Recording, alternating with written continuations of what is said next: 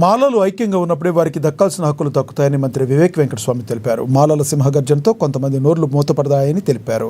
హైదరాబాద్ లక్డీ కప్పులోని వాసవి సేవా కేంద్రంలో మాల మహానాడు తెలంగాణ రాష్ట్ర ముఖ్య నాయకుల సమావేశం జరిగింది. మాల మహానాడు జాతీయ అధ్యక్షుడు చెన్నయ్య ఆధ్వర్యంలో జరిగిన ఈ సమావేశంలో ముఖ్య అతిథిగా మంత్రి వివేక్ వెంకటస్వామి పాల్గొన్నారు. ఈ సందర్భంగా మంత్రి వివేక్ వెంకటస్వామిని మాల మహానాడు నాయకులు ఘనంగా సన్మానించారు. స్పాన్సర్స్ ప్రోగ్రామ్ అని ప్రచారం వారికి చెప్పాం పెట్టుగా మాలలు సంఘటితంగా తమ శక్తిని చూపించారని వివరించారు. ఇంతకాలం మాలలు సంఘటితంగా లేకపోవడం వల్లే అన్ని రంగాల్లో నష్టపోయారని మంత్రి తెలిపారు.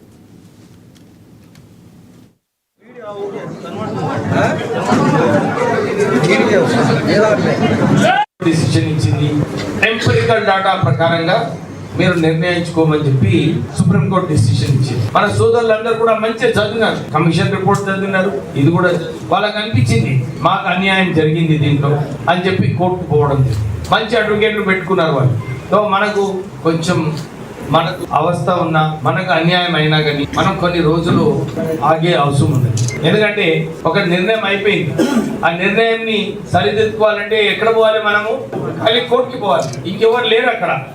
ఎందుకంటే మనకు అనుకూలంగా మనకు న్యాయం చేసేలాగా ఎక్కడ కనబడతలేదు.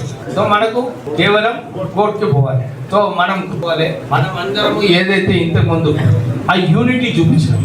ఎందుకంటే యూనిటీ చూపించే అవసరం ఉన్నది. ఆ యూనిటీ ఉన్నప్పుడే పొలిటికల్ పార్టీస్ ఇతర వాళ్ళందరూ కూడా భయపడతారు. డిసిషన్ ఇచ్చింది.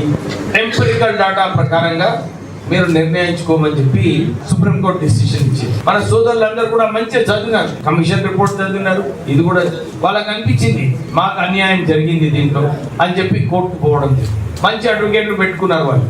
సో మనకు కొంచెం మనకు అవస్థ ఉన్నా మనకు అన్యాయం అయినా కానీ మనం కొన్ని రోజులు ఆగే అవసరం ఉంది.